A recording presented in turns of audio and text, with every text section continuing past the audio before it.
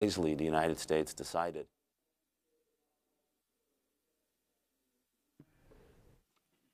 This is the first hearing of the Subcommittee of the National Security to examine the Special Inspector General for Afghan Reconstruction's high-risk list of major construction programs in East Afghanistan that are at risk for waste, fraud, and abuse. I will now recognize myself to give an opening statement. Good afternoon, everyone. I want to welcome all the new members to the committee, and especially I want to personally welcome and congratulate my friend, the gentleman from Georgia, Mr. Heiss, who joins me as the ranking member on this subcommittee. Congratulations or condolences, I'm not sure which it is. Back in 1947, Senate Foreign Relations Committee Chairman Arthur Vandenberg, in calling for bipartisanship on the issue of national security, asserted on the Senate floor that, quote, politics stops at the water's edge, close quote. Today, more than 70 years later, the international security environment is more complex and dangerous than ever. States with hegemonic aspirations, such as China, Russia, and Iran, all threaten to undermine the representative democracy and the international order that the United States has supported since World War II. Terrorist organizations such as ISIS and al-Qaeda, although significantly degraded, continue to threaten the United States homeland and our international neighbors. And there are also new and emerging challenges, such as the proliferation of cyber threats and capabilities that could discredit and undermine U.S. national, political, economic, and human rights issues. Although the Constitution grants the executive branch with the authority to implement the foreign policy of the United States, Congress has also been given a solemn responsibility to provide oversight. In today's increasingly complicated international security environment, Congress cannot afford to sacrifice our oversight responsibilities in some vague hope that by doing so we might be able to get along better with the White House. We have our jobs to do. As we enter the 116th Congress, I hope all of us on the subcommittee will commit to working together across the aisle to do what is best for the safety and security of the American people. In that spirit, I am pleased to inform the ranking member that, at his request, we have scheduled May 8th as a potential day to convene our next hearing on the suicide epidemic that is plaguing our nation's veterans and active military. During his first Cabinet meeting of 2019, President Trump raised the very topic that we'll examine today: Public Inspector General reports on critical areas of U.S. military operations, including Afghanistan. According to the President, government military watchdog reports should be, quote, private and locked up, close quote, and their release to the American public is, quote, insane, close quote. He also cautioned Acting Defense Secretary Patrick Shanahan not to let that happen again. America's long and strong tradition of robust and responsible congressional oversight flatly rejects the Trump administration position on this point. In fact, congressional oversight has a long history of providing tangible, real-world benefits for our warfighters serving on the front lines. For example, in the mid-2000s, when I was a member of this committee, then Secretary of Defense Donald Rumsfeld had repeatedly refused to acknowledge that an insurgency was emerging in Iraq. It was only after members of this subcommittee and others meeting with American service members on the front lines in Iraq, and with the help of Stuart Bowen, the Special Inspector General for Iraq Reconstruction, that members of Congress from this committee and elsewhere were fully and appropriately informed about the potential risk to American service members, and as a result, were able to take action to provide our sons and daughters with armored-up Humvees and mine-resistant ambush-protected vehicles, or MRAPs, to protect them from IEDs, and to also fund the development and deployment of detection and counter-IED technologies. Similarly, in 2007, Congressman John Tierney, my predecessor, from my home state of Massachusetts, opened an investigation when wounded soldiers at Walter Reed Medical Center returning from Iraq and Afghanistan, many of whom had lost limbs or suffered traumatic brain injuries, reported being quartered for months in moldy and rodent-infested rooms with inadequate follow-up care. We held hearings, this subcommittee did, at Walter Reed until the situation was corrected. In another example, the U.S. Army in 2007 awarded a $300 million contract to supply ammunition to the Afghan security forces to AEI Incorporated, a company owned by an inexperienced 21-year-old. After reviewing more than 26,000 pages of documents from AEI, the Department of State and the Department of Defense, as well as interviewing U.S. Army, Department of State, and Department of Defense contracting officials, and after multiple trips to Afghanistan by members of this committee determined that more than $66 million in taxpayer dollars were paid to a contractor who provided unserviceable munitions, much of it Vietnam-era weaponry, and some of illegal Chinese origin. 3 years later, this committee opened a 6-month investigation into the circumstances surrounding the Department of Defense's outsourcing of security for vital U.S. supplies in Afghanistan to questionable trunket companies and providers, which revealed a vast protection racket run by a shadowy network of warlords, strongmen, commanders, and corrupt Afghan officials.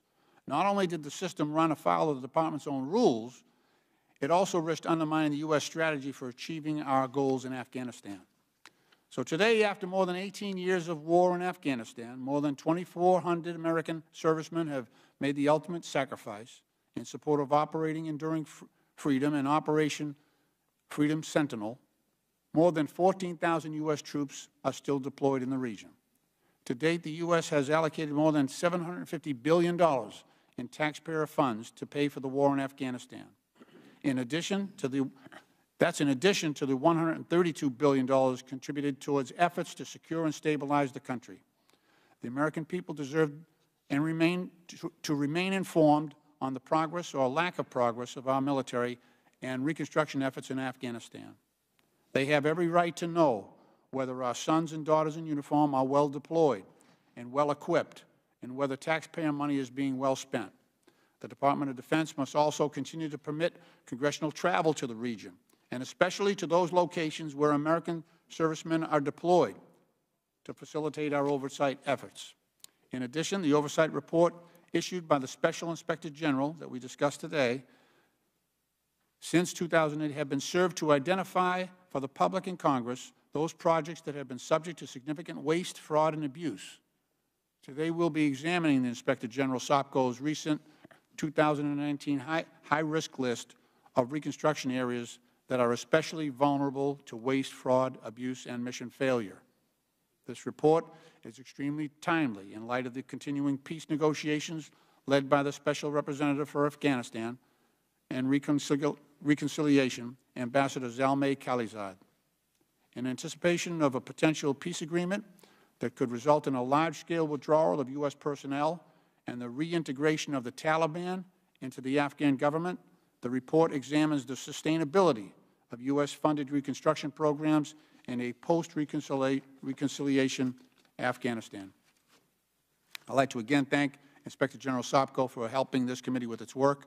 I now yield 5 minutes to our distinguished ranking member, the gentleman from Georgia, Mr. Heiss, for his opening statement. Thank you very much, Chairman Lynch, and I want to thank you for calling this important hearing and congratulate you for your role as chairman of this committee. Thank you for working with us and your staff, with our staff, and I really look forward to working with you in the remainder of this Congress on a variety of issues. Mr.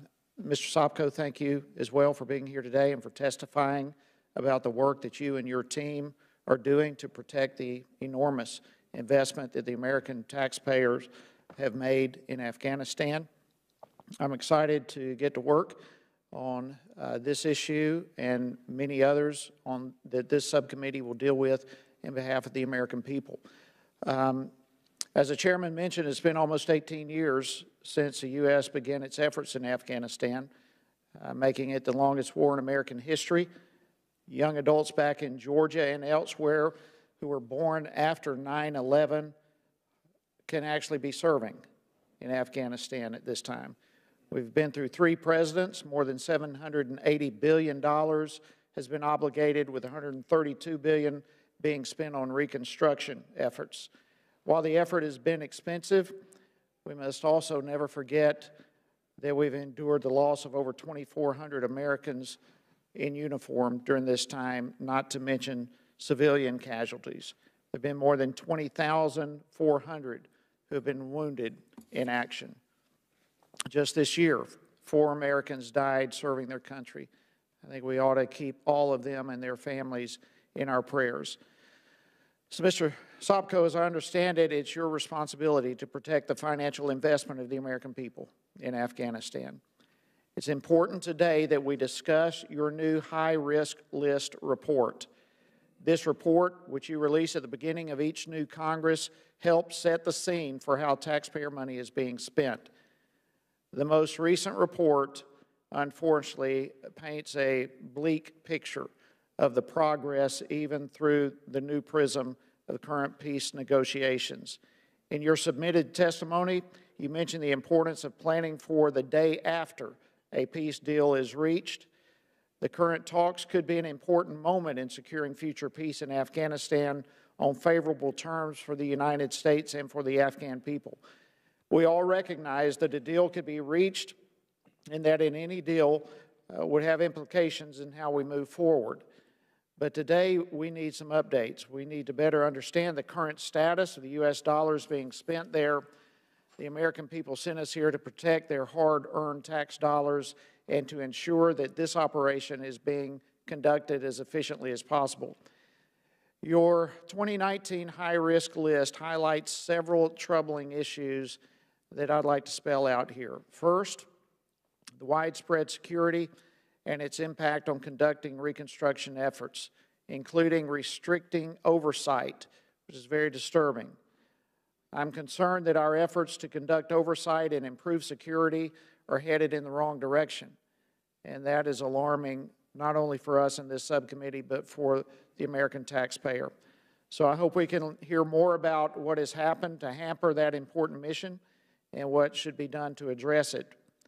Additionally, there's the illicit narcotic trade and endemic corruption that does not at all seem to be improving. Both of those things have likely led to the sluggish economic growth and underdeveloped civil policing, both of which made the list. For Afghanistan to be successful, we must see these things improve. After 18 years in the region, it seems we should be making greater strides in these areas. Through the lens of the peace negotiations, you've included in the list the risk to women's rights and the reintegration of Taliban fighters. I'm very much curious where and how that will, where it stands and how that reintegration will take place. These are extremely important issues, and I'm especially glad that you included them in the list. And probably they will be on the next list to come as well. Finally, last time that I spoke to you in a hearing, we dealt with those in the United States who have gone AWOL on the taxpayers' tabs. And we need to hear an update on that today on this troubling issue. So I want to thank you very much for appearing before the subcommittee today. I look forward to your testimony. And Mr. Chairman, I thank you for holding this hearing. I look forward to more bipartisan hearings, and I thank you already for the announcement you've made for the one concerning military suicides on May 8th. I appreciate that, and I yield back. The gentleman yields back. Just a little bit of a housekeeping matter here. I would like to get unanimous consent to enter the cost-benefit analysis of uniforms specifications for Afghan National Defense and Security Forces camouflage uniforms. Are there any objections? Hearing none, so ordered. Today we'll hear from Special Inspector General for Afghanistan Reconstruction, John F. Sopko, who was sworn in on July 2nd, 2012. Mr. Sopko was appointed to the post by President Obama. He has more than 30 years of experience in oversight and investigations as a prosecutor, congressional counsel, and senior federal government advisor. Mr. Sopko's government experience includes over 20 years on Capitol Hill, where he has held key positions in both the Senate and House of Representatives. He served on the staffs of the House Committee on Energy and Commerce, the Select Committee on Homeland Security, and the Senate Permanent Subcommittee on Investigations. We are grateful to hear from you and your considerable expertise, Mr. Sopko. If the Witness would please rise. I'll begin by swearing you in. Please raise your right hand. Do you swear or affirm that the testimony you're about to give is the truth, the whole truth, and nothing but the truth, so help you God? All right. Let the record show that the witness answered in the affirmative. Thank you. Please, and be seated. The microphones are a bit sensitive, so please speak directly into them. Without objection, your written statement will be made part of the record. With that, Mr. Sopko, you are now recognized for 5 minutes to give an oral presentation of your testimony. Thank you very much, Chairman Lynch, Ranking Member Heiss. Thank you for inviting me today. I'm honored and pleased to be here to discuss our high-risk list. Thank you also to the various members who are attending, some who are old colleagues I've seen before, and hopefully will answer the questions better this time than I did the last time you asked them. This report, as both the Chairman and Ranking Member have indicated, identifies 8 key areas of the $132 billion reconstruction effort that we believe are at high risk of waste, fraud, abuse, mismanagement, and most importantly, mission failure. Today's report differs from its 2 predecessors, which we have issued, because it is issued in the midst of the ongoing U.S. negotiations with the Taliban that could lead to the end of America's longest war, something which I think all of us support.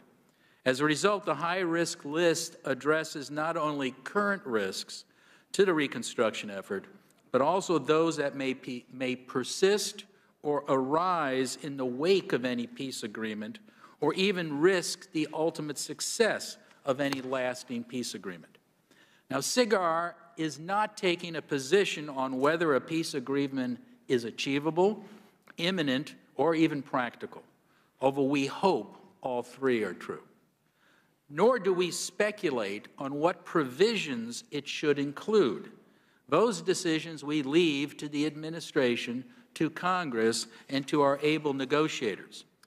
But what today's report does do is highlight areas that are currently at serious risk and points out risks that may persist, be magnified, or emerge despite or even because of a peace deal. Policymakers, we urge, should be planning for what may come in the days, weeks, months, and years after any peace agreement is reached.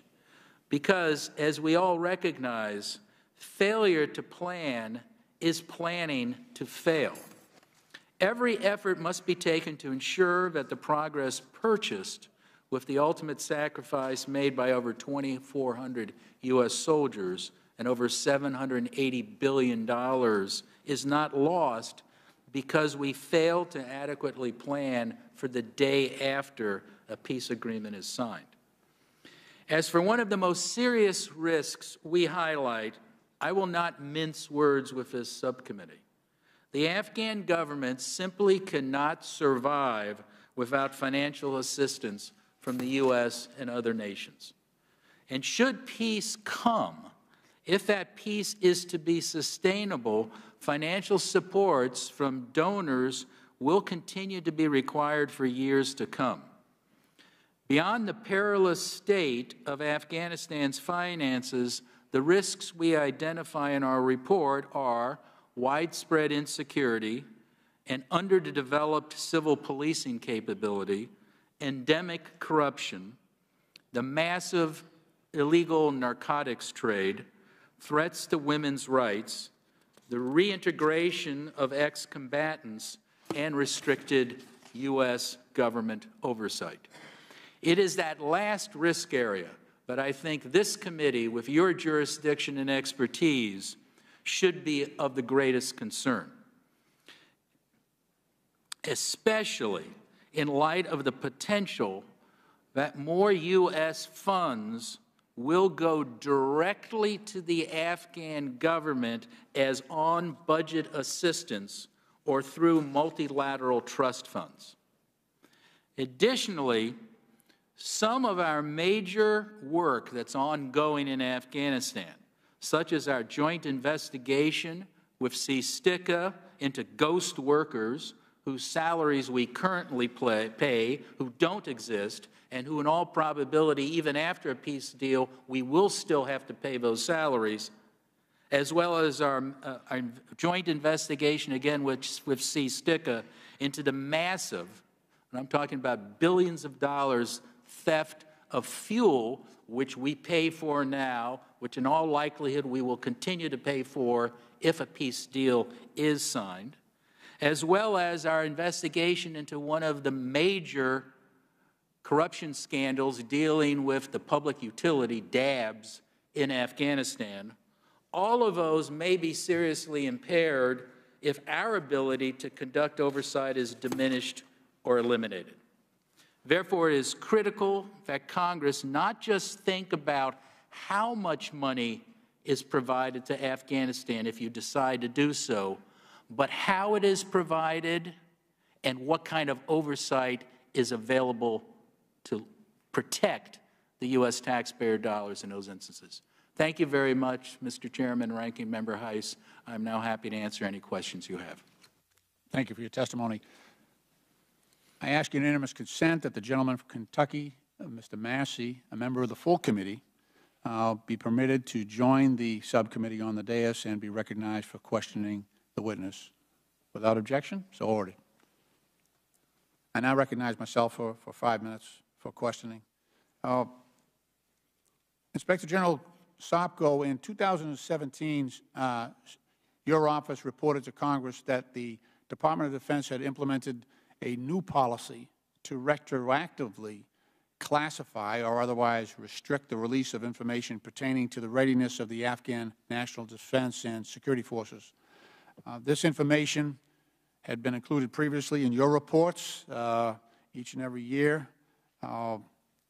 It included important performance measures such as casualties among the defense forces of Afghanistan, attrition rates, personnel strength, the ability to recruit new members into the Afghan National Defense and Security Forces, equipment readiness. All of that information had been included in SIGAR's, your office's, public quarterly reports for years. Inspector General Sopko, DOD justified this policy by stating that it had classified this data at the request of the Afghan government. Is that correct? That is correct.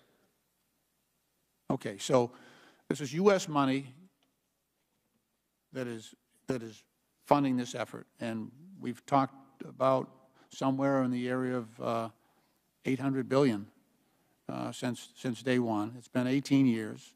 We've lost 2,400 people here, and the United States taxpayer has funded all of that. And yet, when we ask for data to report on how our troops are equipped and how this effort is going, we're being denied information. So why do you think the Afghan government is interested in keeping previously public information on the performance of its security forces a secret?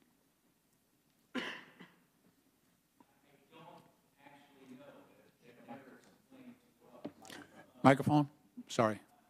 It's okay. Terribly sorry. I don't actually know. They've never explained to us, nor have they explained, I believe, to even the RS commander. I think it may just be embarrassment.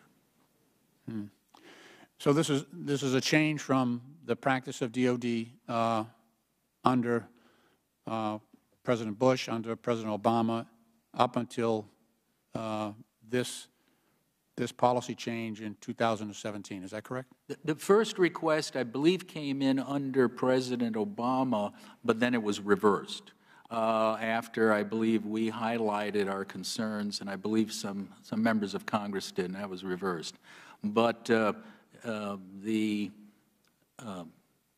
our military felt obligated when it was raised again by President Ghani's staff and their national security advisor to respect that request because the data was coming from the Afghan government that we were reporting. So that information that we're talking about, troop strength in the Afghan National Army, the ability to get new recruits, the rate at which Afghans are leaving the Afghan National Army, and defense forces, all of that, casualty rates, how many, being killed in battles with the Taliban, all that information is very, very important to our strategy, would it not? That is correct, and it would be important to Congress to understand how well a job we're doing. Right. And by classifying that, even though members can go to the SCIF and read that information, they're not allowed to discuss it with the public. Is that your understanding? That is correct. The classification rules would apply. There's also a further complication, and that is some of the classification we're applying, or not we, but our military is applying what they call NATO classification. And you may talk to your staff, and I know, Mr. Chairman, you had this problem yourself, that unfortunately your security office does not let your staff, unless they go through a special process of getting NATO cleared, to even review that. If you recall the last time I briefed you, and I know I've briefed other members, and their staff had to be excluded because they weren't, quote unquote, NATO cleared to read the material. Right. In closing, I have a few seconds left here. Do you agree that the American people have a right to know about the progress of their investment in the Afghan national security forces? Absolutely, sir. I totally believe. Transparency is the best policy for everybody. Yeah. And I think I'm not the first one to say that. A number of people have said, going back to the times of George Washington and the Constitution. Okay, thank you. I yield and recognize the ranking member for 5 minutes. Thank you, Mr. Chairman. Based on the discussion we had earlier, you mentioned that 36 out of 1,900 Afghan trainees who are being trained here in the United States, that 36 of them have claimed asylum. Are we still paying those individuals who have no intent to return to Afghanistan? Ranking Member, I can't tell you for sure, because the data we got from DHS, Department of Homeland Security, was so inadequate we couldn't tell. But in all likelihood, they are. And if I could say, sir, we invoked your name to finally get that information from the Department of Homeland Security. So we mentioned, and we had been waiting for over 9 months to get the data. The data we got is totally inadequate, but it does indicate that some of the people we have brought over to train them to fly helicopters, et cetera, have asked for asylum. And in all likelihood, we still are paying for them to be trained here. But do you have any idea how much it costs to train one of these individuals? I do not have that. Is there any way to get that information? Well, the difficulty is each training program costs separately, and since DHS won't identify the individuals, it's hard for us to say, is he in the mechanics program, was he in the air program, is he a C-130 pilot, et cetera. So that's the problem. I think this is a lot of the accountability that we need for us to do oversight. I mean, are these people getting paid? How much are they getting paid? If there's any way to get that information. Also, in addition to those who are over here, 36 who have claimed asylum, there is quite a number who have gone AWOL once they've gotten over here, and we've discussed this before. 83 of them are still missing somewhere, who knows where. Do we have evidence that Afghan forces are still going AWOL and disappearing somewhere in the United States? That is our best information, sir, but we don't have any more up-to-date information. And it's our best information that it is still happening? Yes, it is. Okay. I find that amazing that we are continuing a program that has a much larger percentage of people going AWOL, and we've got to get to the bottom of this. I thank you for invoking my name today. We're going to continue pushing on this issue. Let me hit a couple of other things real quickly. You mentioned that we've had 2,400 military deaths, but that does not include contractors and civilian deaths. Do you have any idea how many of those deaths we've seen? Yes, we do, and I'm glad you highlight that point because I think we tend to forget the U.S. contractors and how many casualties they have because they are important parts of the team. Our best estimate is over 4,000 U.S. contractors have died in Afghanistan. So 2,400 military and 4,000 plus contractors and civilian. That is correct. In addition, we know a minimum of 14 U.S. government civilian personnel. And if you go to Afghanistan, and I know you've been there, sir, and I know Chairman Lynch, right in front of our embassy are 14 plaques. Right. Now, they list the U.S. civilian government employees, but not all by name, but there are quite a few. And I mean, this goes back to our former ambassador who was assassinated there. Excuse me. Thank you. Okay, you mentioned in the high-risk list, and this really concerns me. I wish we had more than 5 minutes with all this stuff, but we've got approximately 60,000 Taliban fighters who need to be reintegrated back in Afghan society. I find this far-fetched. I can't wrap my head around it, how this is even possible. Do you have a comment on that? Well, we highlight it as a risk. I mean, you're absolutely correct. We got approximately 60,000 trained killers. They're Taliban. They've been doing this for years. You got them and their family. Now, if for peace to, and we all want peace to occur, but for peace to occur, every expert, and we're actually doing a larger lessons learned study like these we've already done on other issues on reintegration. It's extremely difficult. It has to be done. So how are you going to reintegrate 60,000 trained killers into an Afghan economy that can't even support the thousands of young men and women in Afghanistan who are coming of age because of the economy? So it's difficult. We're not saying it's impossible. And again, this is a policy decision. That's not my job. We're just highlighting for you, when you think of appropriations, when you think of oversight, think in terms of, and when somebody comes up here to testify about the peace deal, what are you doing about reintegration? Because if you don't reintegrate, and they don't get jobs, if they don't get their land or whatever, you're going to have some angry, highly trained people who would love to destroy the peace deal. I share your concern. Thank you very much. Thank you, Mr. Chairman. Gentleman yields back. Chair now recognizes the gentleman from Vermont, Mr. Welch, for 5 minutes. Thank you. First of all, congratulations, Mr. Chairman. It's delightful to have you serving as our chair with your long experience on this committee, and I look forward to working with Mr. Heiss, too. And your opening remarks, by the way, did remind me of how much we owe SIGAR for the work you've done consistently and well.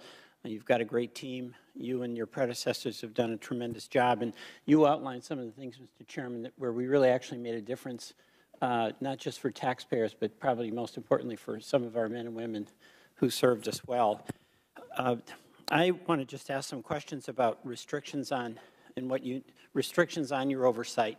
Some of them practical, and I want you to comment on that because I think it's really important that we back up your office and the steps and the resources it needs in order to inform Congress. Can you just walk us through how the security situation is having an immediate impact on your ability to provide Congress with the information that we seek?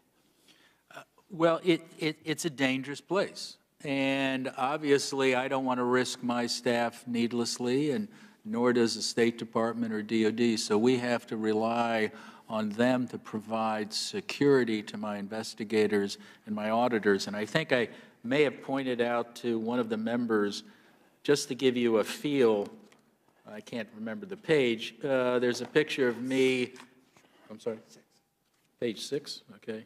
If you want to see, this is what your typical detail looks like. There's 30 or 40 security people just for our staff to go out to the Marshal Fahim. Well, I would say you're worth it. Well, my wife does too. All right. So, but it's a practical challenge. That's really what that says. I mean, you just can't send a couple of staffers over there and then get 40 people each to provide security for them when they go out to where the projects are, right? So practically speaking, do you have confidence that you're able, basically, with your best efforts, to assess how much we are wasting? I wish I had more visibility. What we have done is tried to overcome that by using more sophisticated technology, some of which I cannot describe in public.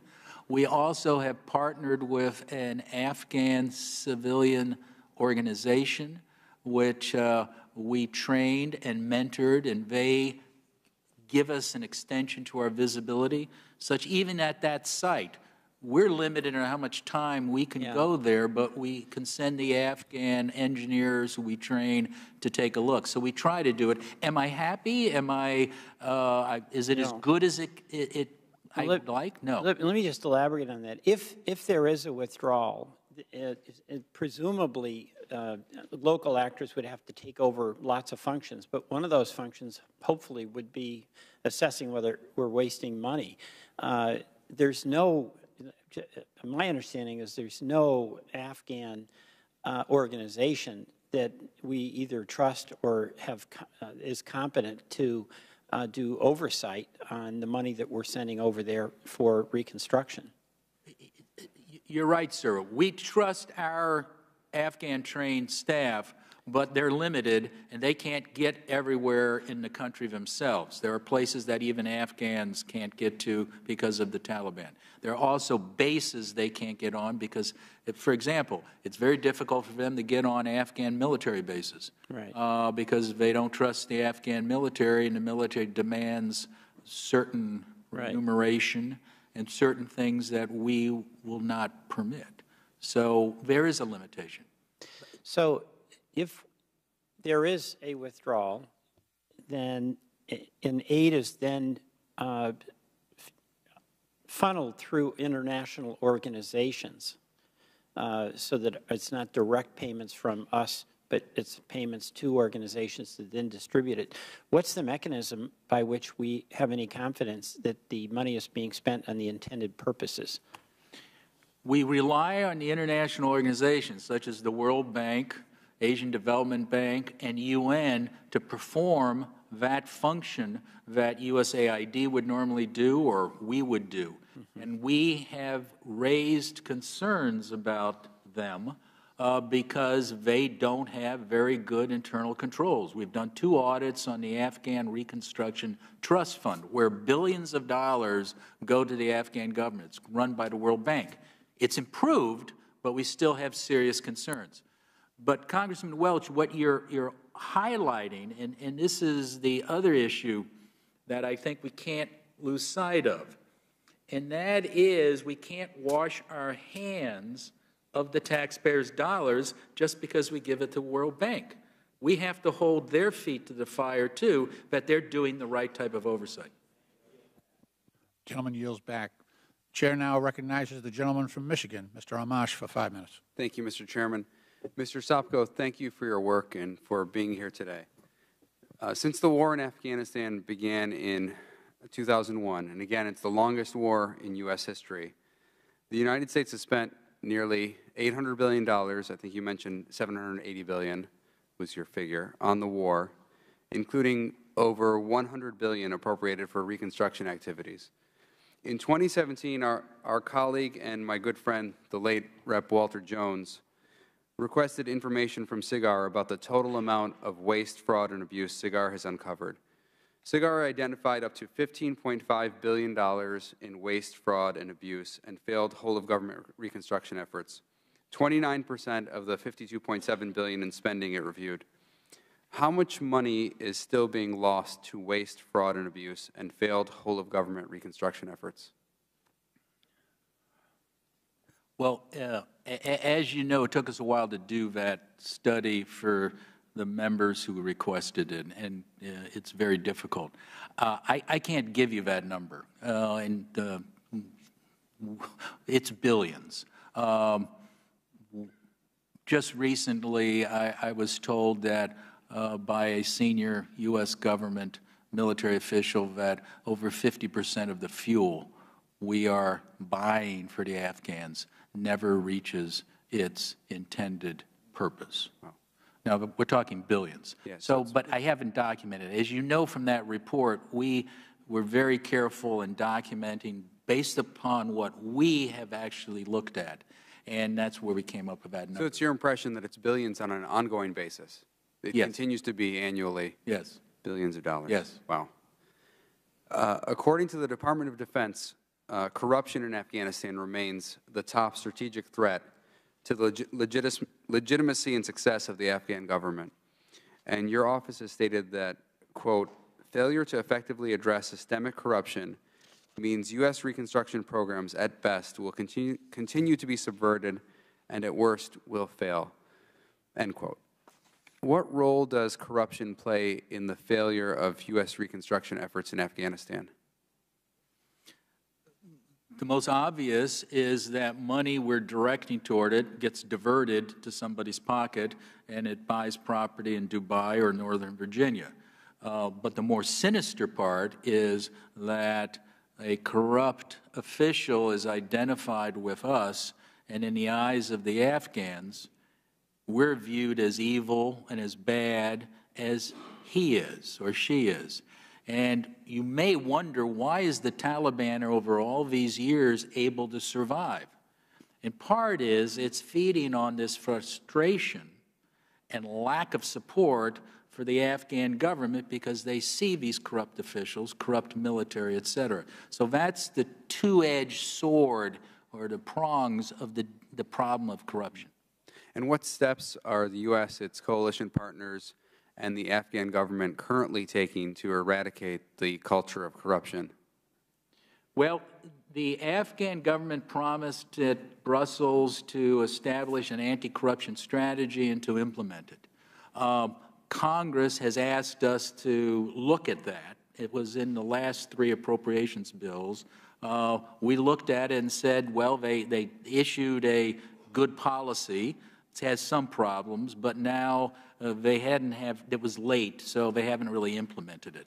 So this year, on behalf of yourselves in Congress, it was in the appropriations bill, we're looking at its implementation. And I can't tell you the results yet because we're not done, but it's mixed, to say the least. And given the issues with corruption, should the U.S. continue to make additional reconstruction investments? Should they? Yeah. Well, that's a policy call, and Congressman, I'm going to have to beg off on that. If you decide it's important to be there, if you decide it's important to rebuild Afghanistan for the stated goal to keep the terrorists out or keep them at bay, then you got to give reconstruction money. As I told you before, without us funding Afghan government, it will cease to exist. Thank you. I'll yield back. Thank the gentleman, and I appreciate his warm remarks regarding Walter Jones, who did some wonderful work on this committee, was a dear friend to many of us. The chair now recognizes the gentleman from California, Mr. Ruda, for 5 minutes. Thank you, Mr. Chairman. Thank you, Mr. Sopko, for joining us today in your testimony. My line of questioning will be similar to my colleague from Michigan. And I note that Afghanistan is widely ranked as one of the most corrupt nations in the world, with a score of 16 out of 100, with 0 being bad and highly corrupt. Would you agree with that statement and that observation? Absolutely. And I'm trying to get a sense of how much money is being wasted with the fraud and corruption. And appropriated for this year is $5 billion, a similar number in 18. And you talked about billions of dollars being lost to fraud and corruption. Yet we don't have a firm percentage. But it seems like you could probably make a guesstimate, and I guess that's what I'm asking you to do. If you had to guess, based on all the information you have, your best educated guess, are we losing 25% to fraud and corruption, 40%, 50%, more? I mean, for every dollar we put in there, what do you expect is being lost? And again, I don't mean to dodge the question. It's difficult. Best I can say is we took a look at all of the audits and inspections and investigations we did, which isn't the total, isn't the 132. I was actually looking for the number. I can't find it before me. But when we looked at that number, we then did an assessment how much of that was waste, fraud, or abuse. And I believe we came up with about the figure of, was it 35%? About 30% was we could identify as waste, fraud, or abuse. So that doesn't specifically talk about corruption, but we came up with that number. So we looked at 766 audits, investigations, or inspections we had done, which covered 52 billion of the 132 billion. So we were very conservative. We didn't look at anything we didn't audit. And with that number, we found it up to 15 billion of the 52 billion, and this gets a little complicated, had been lost to waste, fraud, and abuse. So about 30%. About 30%. So that's, I would say it's a safe number. Now, some of my auditors may say that doesn't meet GAGAS, which is generally accepted government auditing standards, but I think that's a fair assessment. And do you have any evidence or opinion as to, of that 30%, what is falling into enemy's hands? Not out of that audit, but other experts have said publicly, and I think the military, about 30% of the Taliban's money comes from either taxes on businessmen or from theft themselves. But I think it's a pretty safe guess that if you're stealing money from us, you're probably kicking a percentage back to the Taliban, whoever the local terrorist group is. But I can't say for sure. We haven't looked at it. And in looking at, I think it was touched on, the anti-corruption processes that Afghanistan has attempted to put in place, how would you characterize the success so far? Very mixed. We are still troubled by that, and every quarterly report we report on it. They did create an anti-corruption justice center where they were supposed to vet the police and the prosecutors. From the beginning, they didn't vet them. By vet them means they polygraphed them. Well, it turned out they polygraphed them, but they never fired them. So what was the use of polygraphing them? They have a real problem issuing warrants and executing arrest warrants and search warrants on the big fish. And we've identified that, and actually I've gotten into a very public spat with the Afghan Attorney General on his inadequacy in enforcing subpoenas or arrest warrants, et cetera. So it's mixed. But I will say it's better than the prior regime. Okay. So you do have a willing partner to some extent.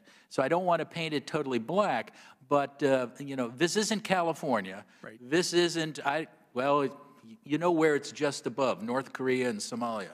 Well, and I know there's many partners in this process within the Afghan government. I'm sure some do better than others. Finally, can you just maybe share us one or two examples of the significant fraud and corruption that you have seen? Well, I think that the two biggest examples I talk about fuel. One of the examples we identified early on was not just stealing it, which is massive, but actually sitting down and controlling the contracts, which would cost the U.S. taxpayer $250 million on one contract. That's one. The other one is ghosts. We are still finding ghosts. And by that I mean not spectral ghosts. I'm talking about we're paying the salaries of policemen who don't exist. Somebody's pocketing their salary. And we still got loopholes. So we're working very closely with CSTICA, my audit team, my investigative team, and CSTICA, which is the military group that pays for all of this, trying to identify current holes in the system. So I would say the ghosts and the fuel are two Ghost biggest. And gas. Ghosts and gas. Okay. I yield back. Thank you. Gentleman yields back. Chair now recognizes the gentleman from Arizona, Mr. Gosar, for 5 minutes. Thank you, Mr. Chairman. Mr. Sopko, first of all, thank you for what you're doing. It's a tough job in a dangerous part of the world, and when you go back to your staff, please give them our thanks. But I want to come back to this. As a business owner, we try to position our employees for success. And just the colloquy and questions that I'm hearing from the other members really brings us back to the home base, is that there are too many variables here to actually get success, is what it seems to me. You know, the two countries are diametrically different. Would you agree with that? U.S. and Afghanistan? Yep. To a great extent, you're right. Yeah, and their history is very different, isn't it? Absolutely. And so to think that our solutions actually can benefit or actually be forced upon them seems pretty ludicrous to me. Well, now you're getting into policy, sir. I understand. I'm going to dodge that. I understand, but there's this fine line here, and we have to think about, I hear, losing X amount of dollars in gas. We have these ghost people that we're paying for. The American public is really frustrated. I want to give them a solution that says, hey, listen, we looked at this, through the big lens, and we put you in a position of success. And I don't think we do that. When you're talking to me that you can't track funds through United Nations to the World Bank, it seems to me like there's a lot of different heads here without a central, how do I say this, dispensing. Would you agree to that? I agree, yes. And how could we better maybe look at those diametrics? What could Congress do that could facilitate something better for success? I mean, instead of having to answer this, that, and everything, why not choreograph it if it's our money and the bulk of our money is going to this reconstitution and rebuilding? Why don't we be the fish that dictates everything? I don't know if this is the answer, sir, but when I first started this job, I had the same frustration you did back in 2012, 2013. I couldn't believe this. I mean, I did organized crime in the United States, and I was thinking, this is ridiculous. And I oversaw some big programs for Senator Nunn, and I had never seen anything as crazy as what was going on in Afghanistan. And so I said, we hadn't done the lessons learned. We've done 5 lessons learned reports on various subjects. But I said, what does this all mean? And we came up with 7 questions. And it actually was, I think, one of the appropriations bills. They took that 7 questions and they imposed them. And I would start with the 7 questions we asked. And that was, does the project or program, even before you start, does it support our mission? If it does, it's more likely to succeed in Afghanistan than fail. Do the Afghans even know about the program and want it? If they don't, it's going to fail, more likely, and it's more likely to succeed. So you go down this list. Does it consider where we're working, that there's major corruption? Right. And if it doesn't, and you can design a program, just like you as a businessman, if you're in a bad area, you know how to design a program that protects it from theft and corruption. Well, we're designing programs like they're in Kansas or in Norway. It was ridiculous. One of the other things is, does it have metrics for success? We were spending money and we didn't even know. First of all, as I told one of the congressmen, we don't even have a list of all the programs in Afghanistan. So how do we know if any of them are succeeding? And you remember, Mr. Chairman, I got into an actual, I would say fight, a serious discussion with a senior official from USAID about racking and stacking programs in USAID. And he turned on me, saying, the audacity of Mr. Sopko to want me to list which programs are working and which ones are failing. It's almost like picking your favorite child. And I just stopped for a second. I mean, I never thought development aid was sort of the Sophie's choice that we had to pick. I mean, doesn't it make sense as a businessman? Oh, yeah. If you don't know, if this product is not working, why are you using it? Now, if you have unlimited money, like we did back then, it's okay just to waste money, I suppose. Well, we didn't have. We didn't. I'm sorry. And we're lowering it. So unlimited pot. If you don't rack and stack, and I must say, and I don't want to attack USAID, the new administrator, who's one of your former colleagues, Congressman Green, is racking and stacking programs right now. And that's a tremendous success, and I think it's because of a committee like this and the full committee who have been holding their feet to the fire. But those are the things I think may help to answer your question, and I'm saying that because I can't tell you what the policy should be. because that's as far, I can only tell you if this is your policy, I can talk about the process. Is it failing or succeeding? And those 7 questions I talked about help us get there. Well, Mr. Chairman, the real quick answer is in reverse, it should be back and forth. They do not match what your policy is if what you're telling me is what you're showing me. They don't match. Mr. Chairman, can I just answer real short? We are way over on time, but go Okay, ahead. but real quickly. We see that problem right now, and we've seen it before. We're now doing a review, the State Department is, of the number of personnel they should have in Afghanistan before they know what our program should be and what's our policy. Isn't that putting the cart before the horse? Normally, good businessmen would find out what you're selling or what's your program, then determine how much staff. What we're doing, and we did it before, so I'm not blaming this administration, the prior administration did it too. Here's your staff, you figure a program that fits. Now, as an auditor, that's something backwards, and I can't say it in public. Right. Appreciate that. Gentleman's time has expired. The chair now will recognize the gentleman from Texas, Mr. Cloud, for 5 minutes.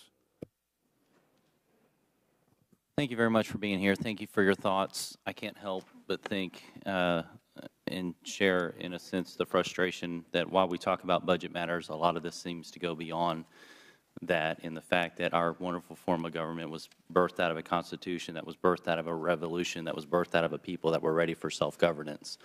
And it makes me wonder if our efforts are a little misguided in that we are trying to force self-governance on a people that may or may not be ready. And I don't have the answers to that, but I think that's one of the underlying questions that goes beyond the scope, I realize, of today's meeting, but I appreciate it. Your work is certainly quite critical, considering the $132 billion that's been appropriated since 2002 for Afghanistan Reconstruction.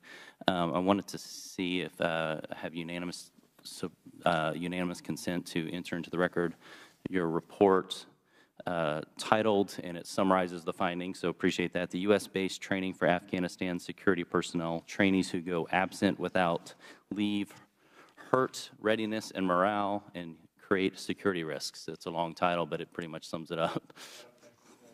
Thank you. I'm sorry, without objection, so ordered. I appreciate it, Mr. Chairman. Your report noted that 152 of the 324 military trainees that went AWOL while training in the United States since 2005 were from Afghanistan.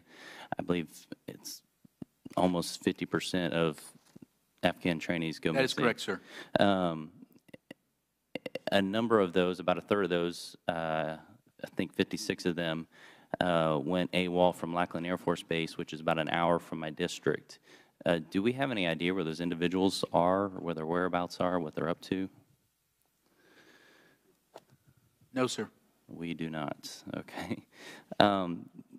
Given the troubles and insecurities we have with this program, if the DOD were to eliminate it, is that something based on the merits and effectiveness of the program that you think might be warranted?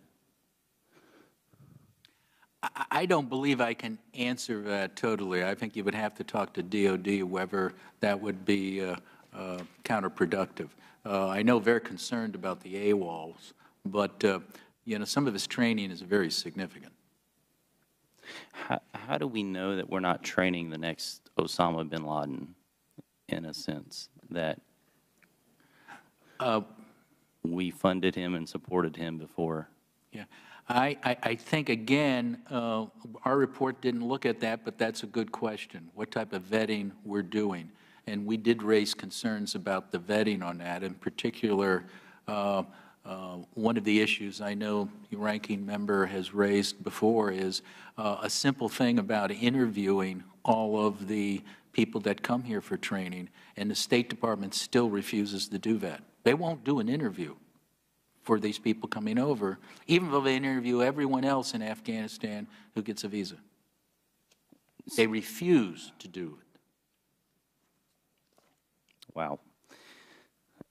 Do we have any sort of sense as to why trainees are going AWOL? Is it for opportunity? Is it they're just wanting to blend into, or do we have any threads, any breadcrumbs?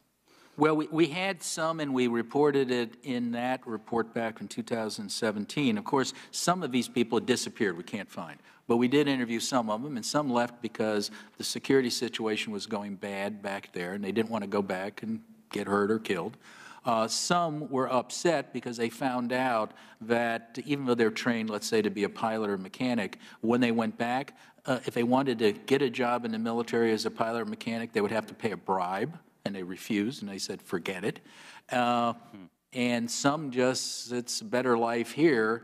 And some of the AWOLs that we were able to track down from talking to DHS were actually en route to Canada. So this was get out here, and then you can make it to Canada. You just want it free board, basically? Well, it could be. Or travel? Yeah. Okay. Pivoting to the Afghan National Police, the high-risk list identifies them as currently lacking the capability to defend the rule of law and provide static local-level security nationwide, in part because of the focus on reconstructing the Afghan National Army. What further actions are needed from the U.S. to ensure that the Afghan National Police is well prepared to address the country's civil policing needs?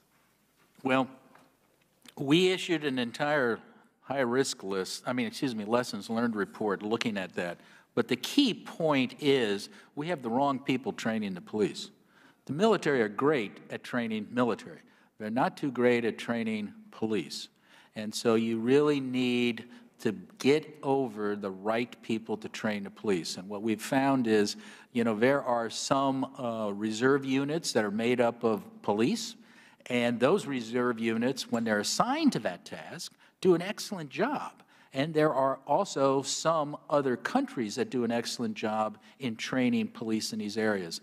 But the way our system, so the simple answer is we're not bringing over the right people to train the police, and we're not really spending the time and effort on that, which is unfortunate.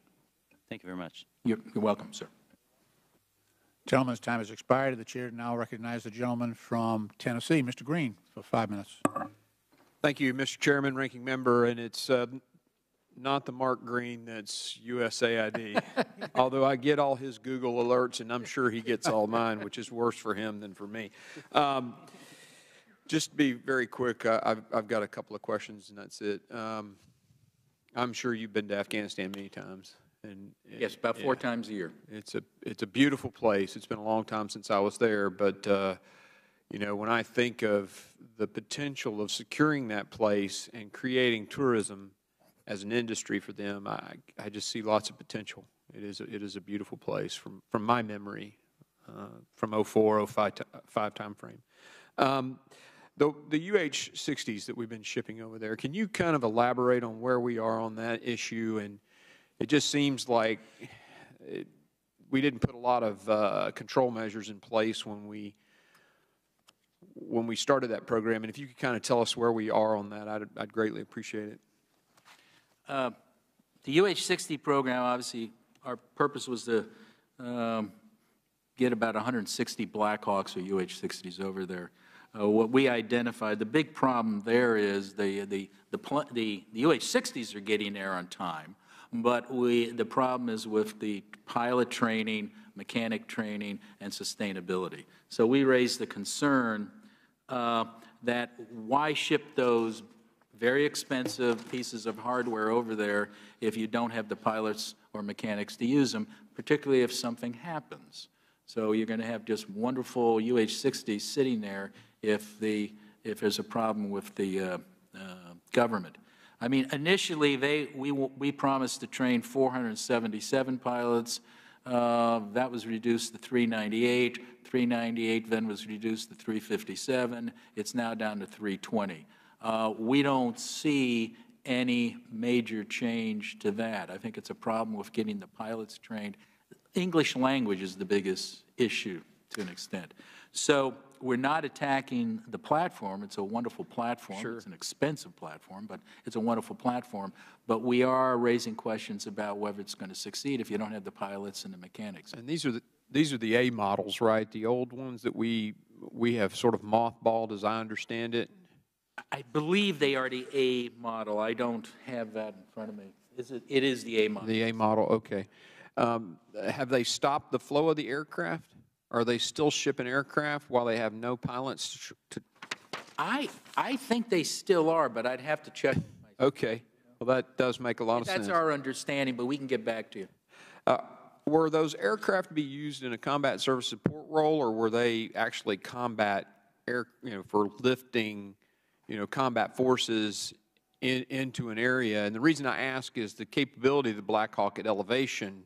And the Taliban tend to operate, at least again, I'm speaking from my experience, which is a little bit old, but they tended to function at pretty high levels. And so we used our Chinooks in order to insert combat forces. So I'm wondering, are we even sending them an aircraft that they can use for the purposes that they want? Now, if they want it for combat service support, i.e. medevac, resupply, okay. But what is the stated purpose for the aircraft when they get there? That's my question. I'd have to get back to you on that. Okay. If you wouldn't mind, just send a written and an email or something. Happy to do that. And that's all my questions. Thank you for your time and for your service to our country. Thank you. I thank the gentleman. The gentleman yield back. Chair now recognizes the gentleman from Kentucky, Mr. Massey, for 5 minutes. Thank you, Mr. Chairman. Thank you, Mr. Sopko. I've quit preparing for these hearings because this is like Groundhog Day. I show up every 18 months and ask the same questions, and we get the same answers, but the numbers are bigger every time I ask the question. In 2015, I asked you how much we spent on reconstruction, which, by the way, I think I'd like to change the name, your title of your job, change reconstruction to nation building, because I don't think people understand that's what we're tracking is our effectiveness at nation building. But in 2015, I asked you, and it was $113 billion that we had spent cumulative. In 2017, I think it was September 2017, I asked you, it was $121 billion we spent. Can you tell me here today in 2019, how much have we spent on reconstructing Afghanistan? Well, our Congress has appropriated $132.3 billion. Okay. So we're up to that. 0.3. Make a note of that, sir. You always give me the decimal point afterwards. I appreciate that level of detail. But to qualify that, and I know you are an expert on numbers here, but we still have $10.8 billion in the pipeline. Well, what are we waiting on? Let's spend it. I will send that message immediately back to. Please don't. Please don't. One of the big misconceptions, so let's get rid of that misconception that we're not nation building in Afghanistan. We are nation building in Afghanistan on steroids, okay? To what effect, I'm not sure. But another misconception that I hear is that if we pull out of Afghanistan, the Taliban will come back. Have the Taliban left? How many Taliban are in Afghanistan kicking and, Our best estimate, and this comes from the military, is approximately 60,000 Taliban are active. That's not including the other terrorists, but Taliban. 60,000 Taliban in That's Afghanistan. correct. So this notion that we've routed them and they're all gone, and if we leave, they might come back, that sounds a little dubious to me if there's 60,000 of them still there. I wasn't asking for an answer on that. Congressman, that's a tough question. Tough question. I ask it every 18 months. I know. And we get the same tough answers. Another question is on the war on drugs that we're conducting over there. Every time you come, I ask how much have we spent eradicating poppy, and then I ask how much poppy are they making, or to what effect have our eradication efforts been effective? Our eradication has absolutely had no effect on the amount of poppy being produced. We said that, and I think we briefed you or your staff when we came out with this lessons learned report on narcotics. As a matter of fact, none of our programs, not one, has been effective in Afghanistan on fighting narcotics. Now, and so what's the price tag so far cumulative since we started that effort? Well, the only good news, I think, sir, is we're spending a lot less on counter-narcotics than we did before. So for you, I think it's about $9 billion, am I correct? $9 billion we've spent on counter-narcotics. $9 billion. And do they produce more poppy now than they did in 10 years ago or whenever? Oh, absolutely. It's the only growth crop there is. And what percent of their GDP does opium and poppy products? I think the estimate, and this is kind of squishy because they don't file tax returns, so right. it's kind of difficult, and there are no really GDP. I think it's approximately 30%. Am I correct? Yeah, we'd have to get back. It's about 30%. It's the largest cash crop, and I believe it's about 30% of the GDP. And the thing you also is a new data, which I think you should make certain you ask me again, is that although we've had a lot Don't worry, I'm afraid I'm going to be here in 18 months asking the same questions. That's my fear. I'm afraid I may be too. So, but anyway, we always have. I do hope you keep your job, though. I know there's a lot of people that don't want you to have this job because you are putting daylight on this issue and to good effect. We've had good results. I mean, I think, like you were saying, they've reduced the money wasted on this poppy program, haven't they? Yeah. Yes. When I say they, I'm kind of talking about Congress, but we just sort of rubber stamp whatever comes over here without the data. But sir, real quickly is that the amount of interdiction that we have done over the last 10 years, and we've done a lot of interdiction, is still only equal to less than 5% of what was produced in 2017. So you take all the interdiction we did over the last 10 years, and you will see happy talk coming out of Afghanistan. Oh, we just caught this other lab. We just blew up this lab. Well, you add it all up for 10 years. My staff did that. And it's equal to less than 5% of the 2017 crop. Now, the 2017 crop decreased to 2018. That's good news. But everyone admits it has nothing to do with our programs. It's because of drought. Drought, okay. Well, maybe global climate change has one positive effect in Afghanistan. Bill, I appreciate your candor on this issue.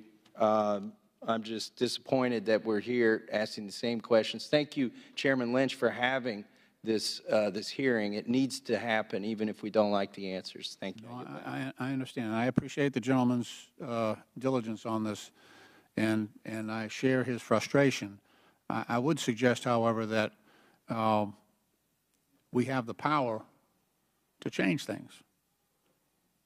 And I just want to point out that the tendency over the last few years is to give Congress less and less information so that we don't expose the inadequacies, the vulnerabilities, and the mission failure that we see and the inconsistencies.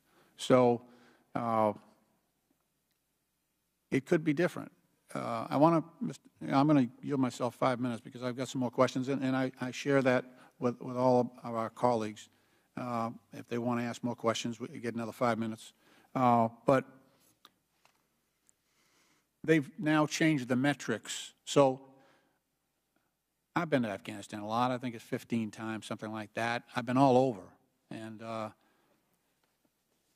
normally we would get maps from you that would show the areas and the provinces and portions of the provinces that were under the control of the government in Kabul. And then they would show areas that were contested, that the government was fighting with the Taliban. And then they would show Taliban territory, usually down around the southern end of Helmand Province, Kandahar Province, and parts of Nangarhar Province where the Haqqani networks work in it.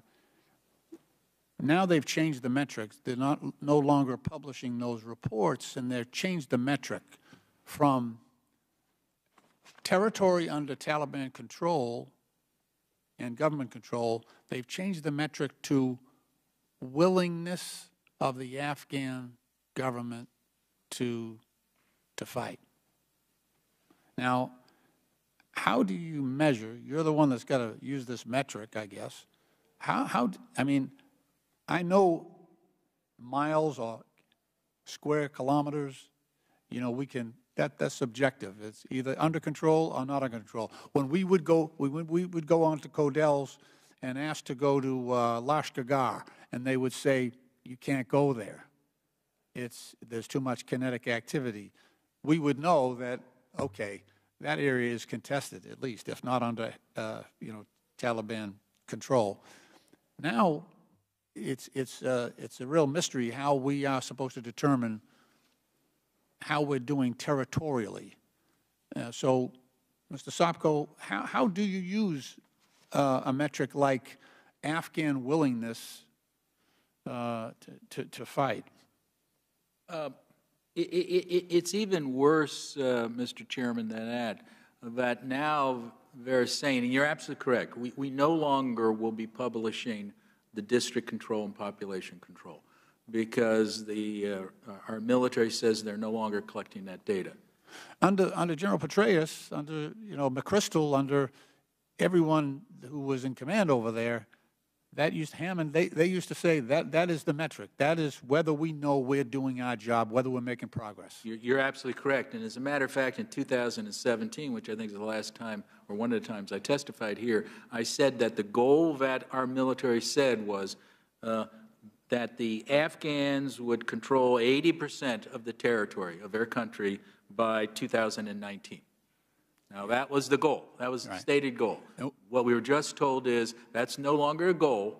It's even more squishy, Mr. Chairman, than what you're saying is. The goal now is stalemate is good because stalemate will lead to peace. What's stalemate at, though? What's the territorial split? Can you say that? Last data we had, I think, from our last quarterly report. More like 60?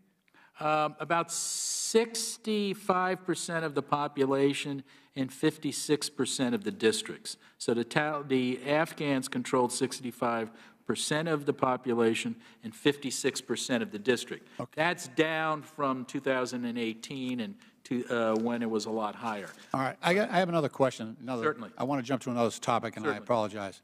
Okay, so we have a situation where we're trying to beef up the Afghan National Army. This includes the provision of uniforms and equipment for ANSAF, right? And in June, you released a report that examined the cost of the U.S. government providing Afghan security forces with proprietary forest camouflage pattern owned by Stealth Biotechnology Corporation, and that was between November 8th and January 2017. So I'm just, look, I've been to Afghanistan a bunch, right? And what percentage of Afghan, maybe I'm missing it, is there a forest? Because they've chosen, if this is the sort of the options here, they've chosen this one over here, which is a dark green. This is the Hyper Stealth Spec Ace Forest. That's what they're picking out for the Afghan National Army. Most of the territory I've been to looks like this, like Helmand Province. You're absolutely correct, and that's what we highlighted. This was the worst uniform to pick, and it was the highest cost. Most expensive, right? What's that? Excuse me, sir? Most expensive. Most expensive. And only 2% of Afghanistan is forest. So and this goes back to the good work that Congress can do. Congress put into the law, DOD, go do a real assessment. They did. That's the assessment we referred to. They agreed totally with our findings, and that this was the most expensive and the least effective. What's the bad news is it turns out the Afghans now are buying the second most expensive and the second worst, another green one. It's right next to the one you identified. That's even greener, yeah. We don't Maybe they want to stand out. Oh, yeah. I mean, I hate to be an Afghan soldier wearing that uniform. It's sort of like "shoot me" written on the back. We don't know why. And unfortunately, when you don't know why in Afghanistan, you assume there's a bribe. Yeah. That's all you can assume. But they're going to use their money to pay for it, so we may have to wash our hands of it for these uniforms. Yeah. All right.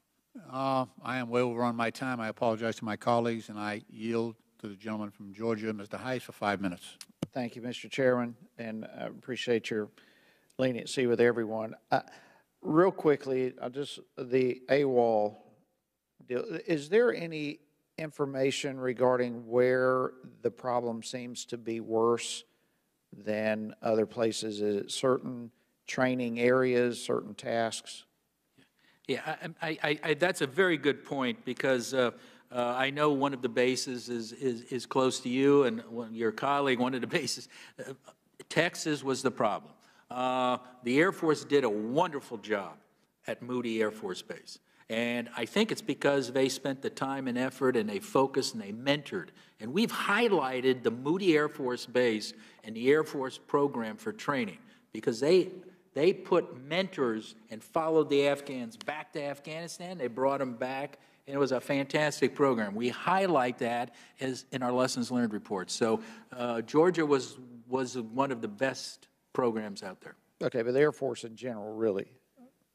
Well, it sounds like somebody who served in the Air Force. Yeah, okay. I can't say for sure, but I mean, I can say in this instance as an auditor. But no, it is an important issue, because I mean, to get to the heart of the problem, we got to know where the problem seems to be the worst, and at that point, maybe we can start finding some answers.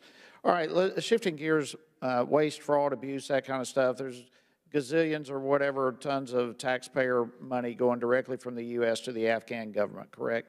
That's correct. Okay, any idea how much? Of on-budget assistance, I think I will have to get back to you. I don't have those numbers exactly. Okay, if you would get back. It's a lot, though, is that correct? All right.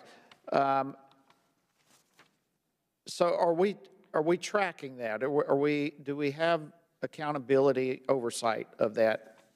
I know oversight is a problem in this whole. Is there any oversight over the money going directly to the Afghan government? Very little.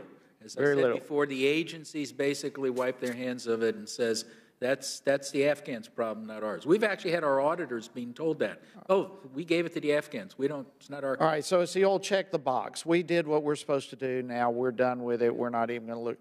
Okay. This highlights a whole lot more that we could go into. Let's go to the day after. You mentioned that a number of times. All right, so the day after would be the day after a peace deal is made. All right, so let's just go there hypothetically. So the day after comes, our troops come home. How would that affect our oversight of money going to the Afghan government? I mean, it's bad now. Or could it get worse? It could get worse unless the security is provided by some other organization that we trust. In this case, if all of our military came home, then you would have to boost up the security provided by the State Department security detail. And those were the people who were guarding me. Yeah, and that's a good point. If our troops come home, then the risk of that escalates dramatically, I'm sure. All right. Then, on a scale of 1 to 10, how important is it for us to continue supporting the Afghan government?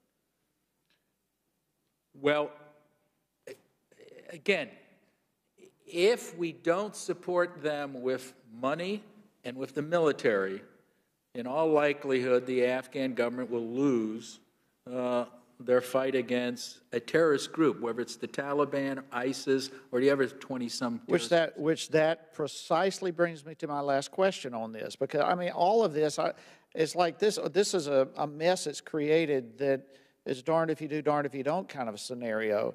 We're giving money to the Afghan government. We don't know what they're doing. We've checked the box. We gave it to them. Now we have no oversight. If we get a peace deal the day after, it gets even worse. That money now may be going to places we don't want it to go. On the day after as well, the Taliban now has a seat at the table. That is a problem. So how does that affect our efforts there or the absence of our presence there? What? We don't know. We're just highlighting. That's the exact point we're trying to highlight. What is the role of the Taliban going to be on counter-narcotics, since they're involved in the narcotics industry, on protecting women's rights, since we know what their history was with women, and fighting corruption, since they're part of the corrupt influence, and in security. So are you going to have to merge the Afghan National Security Force with people they've been shooting at for the last 10 years? It could happen. it may be successful, but we're just saying that's a risk. So Congress, the executive branch, everybody should take a look and plan ahead and do oversight like you're doing now. This report is not only a call of concern, but it gives you a roadmap for doing oversight. And I hope committees, all the committees, particularly this one, because this committee has a whole of government capability and jurisdiction, will follow the roadmap we've given you. Well, I just, again, thank you for the incredible work you've done. You have given a roadmap. And again, Mr. Chairman, thank you to you for having this hearing. I think one of the best things we can do is continue highlighting these problems and bringing people here who are involved in the problem and have the capacity to deal with it. And so both of you and your teams, thank you very much. And I yield back. I thank the gentleman. Mr. Sopko, I'd like to thank you as our only witness today for your testimony. I want to thank your staff who's behind you, who've been whispering answers to you throughout the hearing. You're a wise man. So without objection, all members will have 5 legislative days within which to submit additional written questions for the witness. Those will be submitted to the chair, which will be forwarded to the witness for his response, and I'll ask our witnesses to please respond as promptly as you are able. This hearing is now adjourned. Thank you.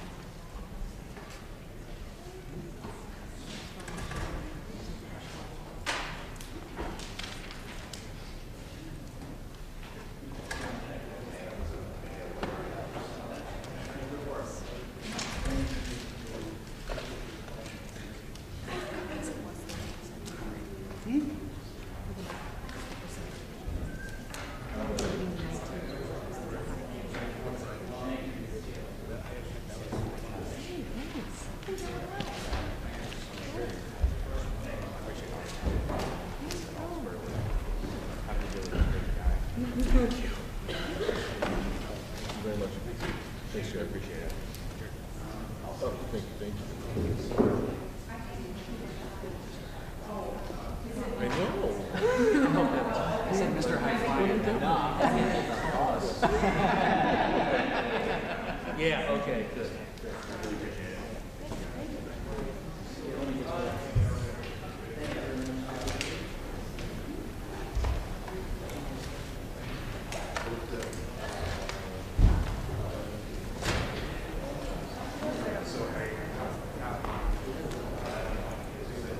You know, sounds sort of funny. There's only 3.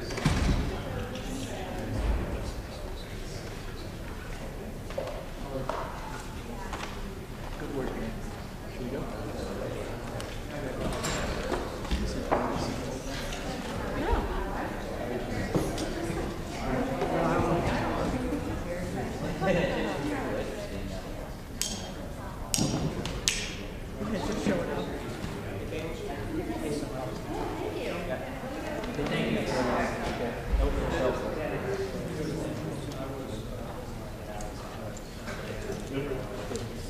Give us a holler.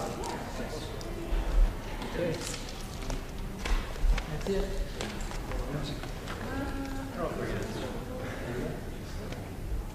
Okay. Which way? This way? Oops, sorry.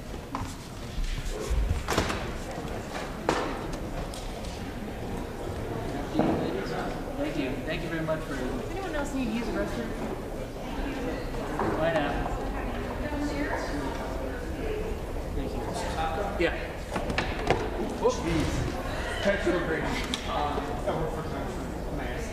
Oh, gosh, that's great. Sammy, your boss is fantastic. Yeah, tell him thank you. We'll set up a meeting. I love talking to your boss. He's great. So you're working for a good man. So great. So don't worry, you can contact him. But we'll set up a meeting. I'd love to chat with him. He's fantastic. I mean, this is the only humor I think in the whole thing is when he and I have a colloquy. So that's We'll see you in 18 months. No, I'm going to come and see him before then. So make certain you tell him hi from me. And I really loved seeing him. Okay. Once, TV was simply three